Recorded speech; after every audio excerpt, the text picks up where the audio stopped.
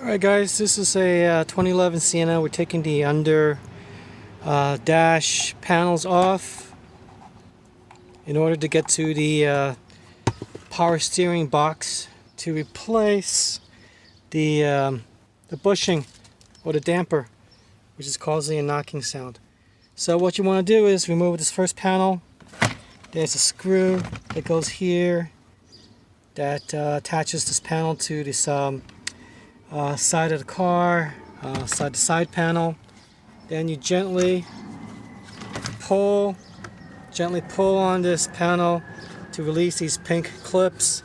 Notice all these clips here, here, and another one down here.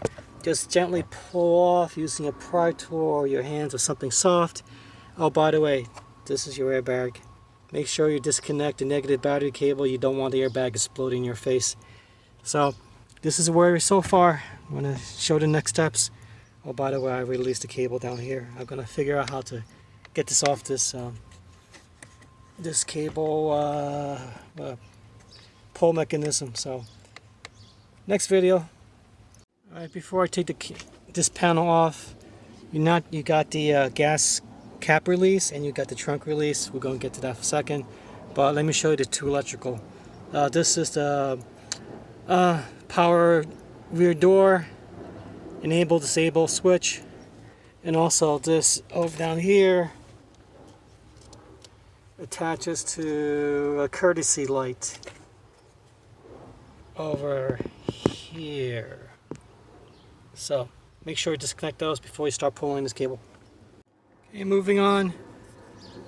This power door switch has a cable router, a routing mount that goes onto here, this part here. So simply just get a screwdriver underneath, pry it open and pull it out. That's simple. The cables for the gas cap and also the trunk, the hood has this cable here. Just simply go inside, look underneath.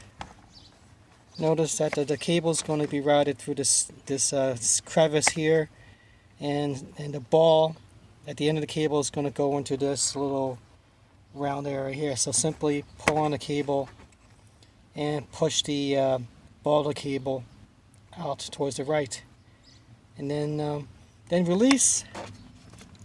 Let the open end of the cable here come out the side here. Don't bother to pry this plastic part open, because if you just simply take the exposed cable and slide it out through this gap to the left. Okay, so it's kind of hard to hold this airbag assembly up, but let me show you real quick. There's 4 bolts, 1, 2, 3, and another one down there. Loosen them, unhook this assembly from,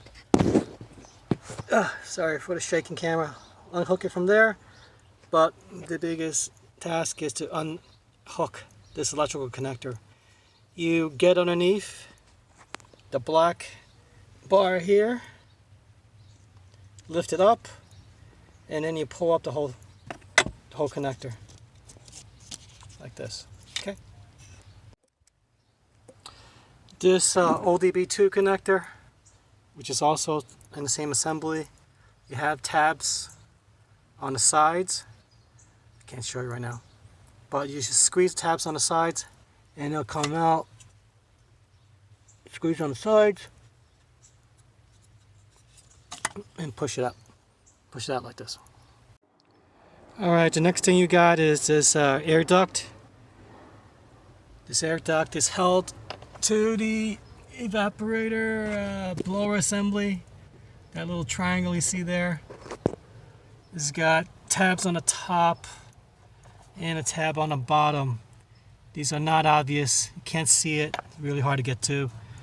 I ended up splitting this in half, and even after that I didn't figure out that I needed to put a screwdriver, push it up from where my thumb is, push it up, and I was able to lift this thing out. I didn't even know about the bottom clip there, but that's how you get it out. Notice that there is a little hole here that goes into this cable or wire loom that goes into the power steering. So just get a regular trim tool, get underneath where this attaches to the harness, and just pry it out. Okay, good luck. Remove the 2 screws here, and I assume on the other side. I decided to keep this bolt and this bolt in place because this whole column is going. This whole column is coming down. Will be coming down on me. Sorry for the bad focus. Over here, loosen up the clip, release the clip, release the electrical connector here, release the electrical connector here. Not too bad. Remove the intermediate steering shaft, take out the bolt from here, remove it completely.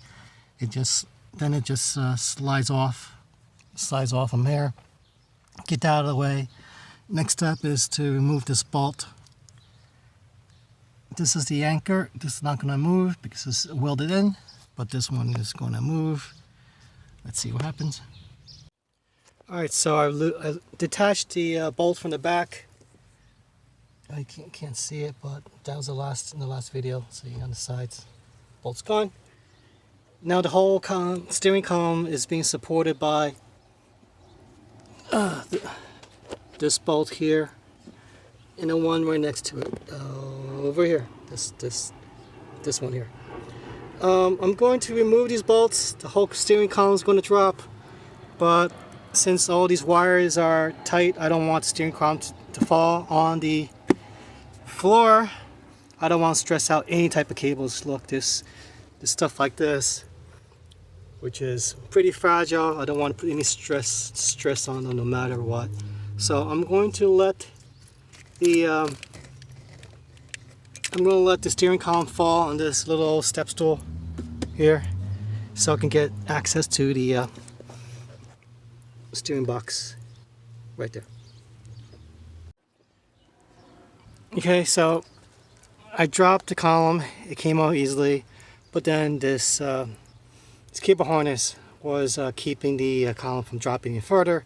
So I'm going to use my pry tool to remove this clip, and possibly remove all these electrical connections here. If you've gotten this far, you might as well just do it. It's going to allow the steering column to drop further down, and mosquito, give you better access. Alright, so I've taken all the cables off. Now it looks like the harness is nice and loose. The only thing left is the ignition key, but looks like this wire is long enough so that if I drop the column, it's not going to bind. So what we have here are connections here, here, here, here, here, here, here. I hope I remember where all these go, but it's not that bad.